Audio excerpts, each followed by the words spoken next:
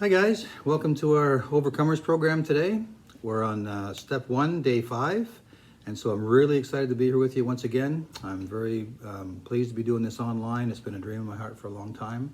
I hope you're finding this helpful, and I pray that you'll encourage your friends and family and those you need help just to tune in, check it out, encourage them to stay with it. Some of it's uncomfortable because it's dealing into things that we need to talk about, need to get out if we're going to be healthy.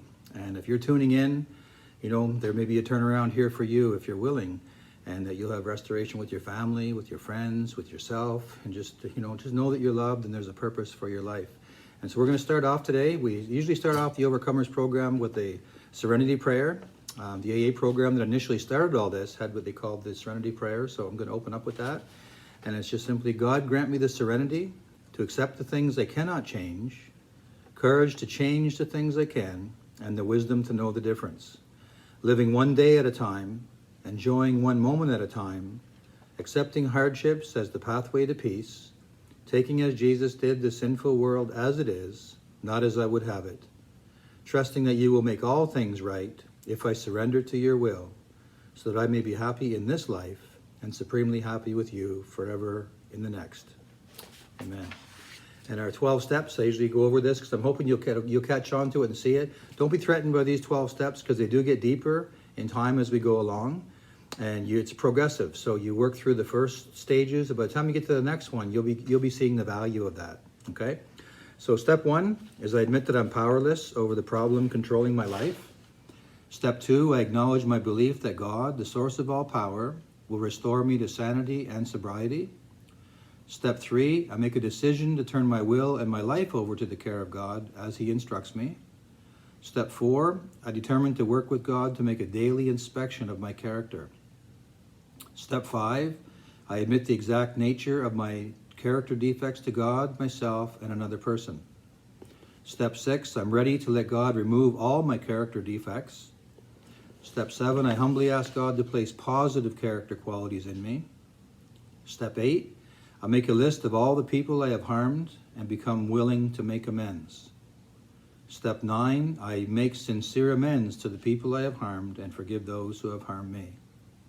Step 10, I continue to practice daily what I have learned. Step 11, I seek to strengthen my relationship with God through prayer and meditation. And step 12, I determine to take this message of God's peace and freedom to others. And that only comes as you work through this and you find you're overcoming, you're excited about life again, you find some things being restored, your values you'll want to tell others. It won't be hard, you may not see that now, but when you find the real help that you need, you'll want to help others. It's just the way we're made. And so I want to encourage you, stick with it, because there's an overcoming for you. And I'm telling you, I've seen hundreds of people go through this program in my 32 years of mission work based out of Moncton. And we have a 9-month recovery program for men, 9 months for women, for those who really need a closed program, and some do. But my heart's desire was to come out and bring this to you in your home, so that this can help you stay in your home, stay with your family, and work through the issues in the evening, and learn to have an accountability partner, learn to enter into a group for fellowship at some point down the road. You don't have to do that right away, but you'll see the value of it, and you'll begin to step up to the plate as we go. And so I pray that God will restore your family, your household, your credibility. You'll be clean, you'll feel good about it, and you'll begin to like who you are. So let's go on with step 6, sorry. This is step 1, day 6. So I admit that I am powerless over. Once again, I'm asking you to write that down. Keep a pad and paper. Make sure you're doing your homework on your end. It's very important. So I admit that I'm powerless over, and it is controlling my life. And you may have a few more things you add as you go on. The first day you might have just said alcohol or drugs or whatever your controlling life controlling issue is. But hopefully as you go, you'll see maybe there's a couple other things that are happening here too. So just be as vulnerable as you can and mark things down. When Adam and Eve sinned in the Garden of Eden, they tried to deny that they had a problem by covering their nakedness with fig leaves and hiding from God. How often have you tried to deny your problems by covering them with excuses and lies? You are unwilling to face the reality that you cannot get through each week without alcohol or drugs, or that you cannot be in the presence of certain people without going into a rage. If you have an eating disorder, you may eat like a bird in the presence of friends, yet eat non-stop when hiding at home. Denial is one of the most dangerous symptoms of dependencies. It leads to self-delusion, which keeps you locked in an increasingly destructive behavior cycle. And so again, wherever it says, your dependency is on alcohol and drugs, if it's with you, it's pornography or porn or gambling or an eating disorder, make sure you own it for yourself. All the principles are the same for whatever addictive behavior you have. Just put that in there. I don't want to neglect anybody. So if you have something you're not sure and you say, this has been controlling my life, just mark that down as your dependency, as the thing that's getting in your way of growth. And most of us know what it is. When we're at a place where we deny what it is, we can't get the help we need. We really can't. We have to come to a place where we're just honest, we're transparent, and I hope you're at that place now. If you're not, I encourage you to keep listening, and these words will go in. You're going to hear testimonies. I'm going to try and intersperse a testimony beginning next week. Each week you'll hear from someone whose story has been deeply impacted through a 12-step program. Most people come thinking, oh, am I ever going to get anything out of this? Yes, you will, if you do the homework, if you do what's required. So please make sure you have a pen and you have a piece of paper that you can write on. You can tear it up when you're done if you want, but make sure you have that. If you like a book, the books are called the Overcomer book. It's a daily choice, Overcomer 12-step program. And so you mark your name on it if you're ever in a group, so you know it's yours. You get your own work to do. But if you want to order one, get in touch with me and I can make sure that happens. The books are $20 plus the postage, and we'll get that out to you gladly. It'll be a workbook that you'll be glad you have because you can mark in it. You can go over it again and again. In the meantime, I'll go over things slow enough that hopefully you can write down the questions, or there's a couple verses each day from the Bible that you're going to see how practical the Bible really is. The Bible is not out of touch with this world, and when you really see the things that it has to say about our destructive patterns, our behavior, you'll say, wow, that's me. And no condemnation. At any time, I want you to know there's no condemnation to you as you're searching through and listening. And so as you begin to just admit, nobody's going to jump on you and say, see, I told you so. We're here to see you get the help you need, the support you need to grow. And you're going to find other resources as we go, and you're going to have a lot more support available to you than you ever thought. And I'll tell you, for those of you that dive in quickly, you're going to see some gains. Just even over the next couple of weeks, you're going to start feeling different. You're going to start thinking different. You'll start, making new friendships that you never knew you could have. It's hard to comprehend that when you haven't had it. But as you move forward and learn the principles that many have used, the tools to move forward successfully. And this is just 12 steps. And these are tools you'll have the rest of your life. And as you put them into practice, you'll be able to say no to the things that are destructive, yes to the things that you really want to say yes to anyway. And recognize when you start saying yes to the good things, you're giving your family a better you. You're giving your mate a way better you. Your marriages are going to flourish. You still have issues to work through, but you'll give them a better you. You'll give your kids a better dad or mom. And I'm just telling you, you'll be a better friend. Everything these tools give you helps you to learn to be a giver instead of a taker. Because we've got to admit, when we're in a protective zone from an addiction, that's a craving. And if we kept it to ourselves, it feeds that self-centered nature. And we want to see that broken so that you can become a giver and an interactor in life, an interactor in good human relationships. So don't be afraid at any time to call a spade, okay? All right, so when Adam and Eve were in the garden, it says they tried to deny that they had a problem by covering their nakedness with fig leaves. They were in a very transparent relationship with their Creator at that time, and as soon as they entered into doing things their own way, they were aware of their nakedness. They began to cover themselves up, and we do that in so many ways. We hide, behind the bushes like he did from the voice of the Lord, our conscience trying to speak to us and say, hey, and we learn to lie and cover up when we're deep in our addiction, and we don't like who we've become. If you're honest with me tonight, you can say with me, I didn't like the man I'd become, but I do like the person I've become today. And so you can begin it by breaking this destructive behavior cycle. Many chemical abusers deny that they have a problem, while subjecting their families to physical and emotional abuse. Do you find, if you're honest, if you asked your family and friends, if you've been, in the height of your addiction, if you're a kind person, or if you're a cranky and irritable person, defensive, someone comes and even suggests that you have a need to get some help, you're defensive, no, I don't really have a problem, why don't you just leave me alone? All those things we react to when we're not ready to deal with it. But as soon as we open up the floodgates, say, you know what? If enough of my friends and family feel I got an issue, then maybe I do. And maybe they're not my enemy. Maybe they really love me and they're trying to point it out.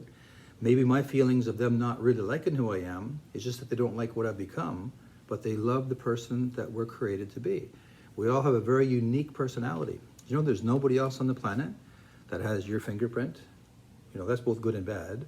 It's good that you're unique, but if you're out doing shady things and criminal activity, millions of people have been arrested because of their fingerprint. You know, there's over 7 or 8 billion people on the planet, and we all have a unique fingerprint. We all have a unique personality. There's nobody on the planet that is like you. I've met people who I thought looked like somebody else, but within seconds of talking to them, I know they're not. Because they may look the same on the outside if you ever encounter that, but their personalities are so different. And we're so unique and fearfully and wonderfully made. We're an incredibly built creature.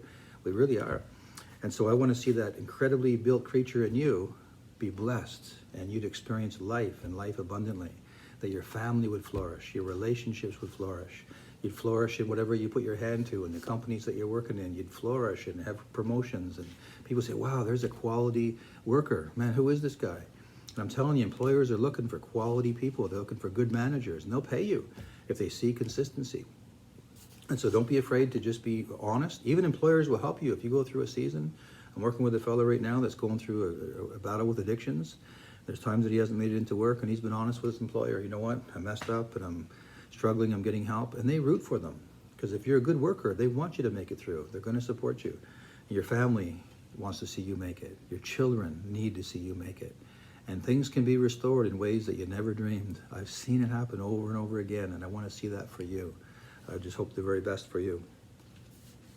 So don't be one who denies the problem and subject your family to physical and emotional abuse. Others are guilty of child abuse or bringing home sexually transmitted diseases.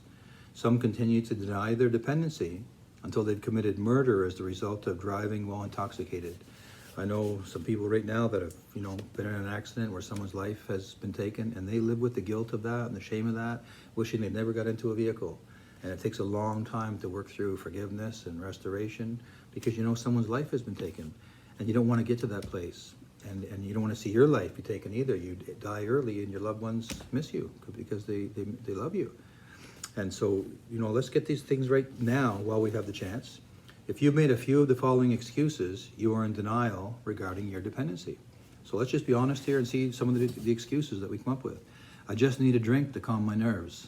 You ever hear yourself saying that? It's okay, I can quit anytime I want to.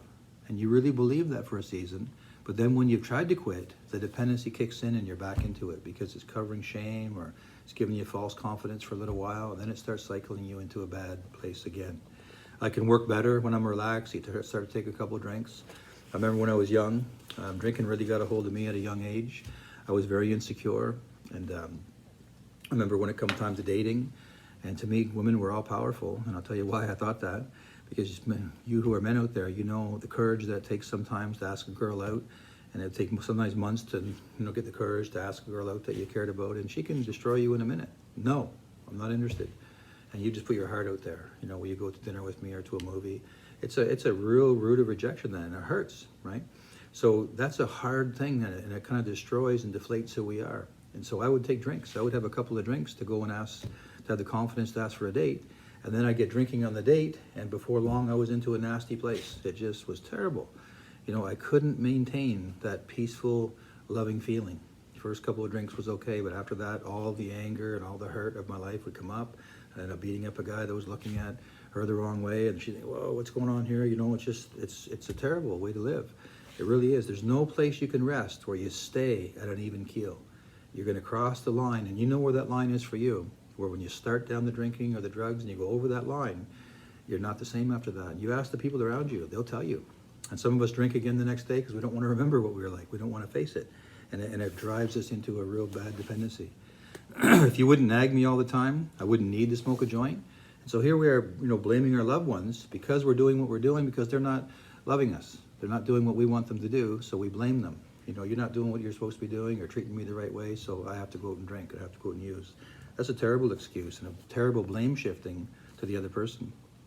I can handle the pressure better after a line of Coke or a line of whatever you use. Of course you can for a little while. Numbs you out and you're feeling okay for a bit, but then that wears off. And then you're looking for more, and then you're looking for more. And that initial high that we look for, we never fully find again. We spend our lifetime trying to find that peaceful place, and it doesn't happen. And those of you that are down that road, you know it. You're always looking for it, thinking you're going to get it. Maybe you get it for just a few minutes after that first initial intake of however you do it, and it just destroys you. Those that entered into pornography and porn, it led to porn, live images. It was, in the beginning, it's very seductive and very enticing.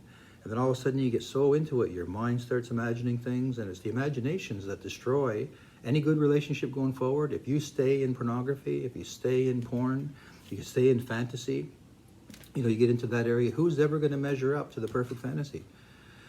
And if you're a man and you get into a marriage and you're involved in that, your wife knows she can never compete with that. And you've destroyed. It's the same as adultery.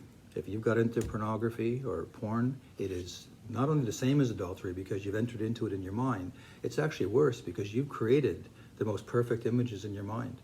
And who in the natural is going to measure up to the images you've created? That's terrible. I wouldn't want to live with that with a wife, that was involved in that. Whatever way that goes, husband or wife, someone involved in that, you'll never measure up because you're taken out of reality to find comfort. And so the real no longer has comfort. You won't even be able to enjoy a sexual union because it'll never measure up to the fantasies you create if you stay in pornography. It's one of the hardest vices to get out of. And I encourage you, if you even have any remote issues with that, get out of it now. Stop it now and say, I need to get help. Write this down. If you're afraid someone's going to see it, write it down, put it in your paper, and then go burn it, or just sort of tear it up. But get it out. Admit there's been a problem there. And today with cell phones and computers, pop-ups come so quickly. Your wife's in bed at night, or your husband's in bed at night, and all of a sudden you're entertaining some of this stuff, and it's very seductive. It's very gripping. And so if you've started to get into that, if you need some help with that, you can contact me, and I'd be glad to, pray with you, encourage you in some way to get out of that. But the first way is to admit it. Admit that those things are happening. Same with gambling. If you're gambling your check away and not providing for your family, it's a terrible feeling of guilt and shame and hostility. If only I took the prescribed amount, I'd never be pain-free. The doctors give you a certain amount, you're taking more because you're sedating. That's hurting you. When you are no longer able to deny your dependency, you will shift the responsibility, blame, or guilt from yourself to others as a defense against anxiety. This behavior is called projection. When you're blaming others for why you're doing what you're doing, you are not taking responsibility. So I want to encourage you right now where you are, just stop and say, you know what? That's me. I do. I blame others. I say, if you wouldn't do that, I wouldn't do this. You're responsible for your own choices. You have to own it. And so I want to encourage you right now, just stop and say, I admit it. I admit my issues are my issues, my choices are my choices. Whether my wife or husband or friend, provokes me or whatever, I'm still choosing at the end of the day what I'm choosing to do.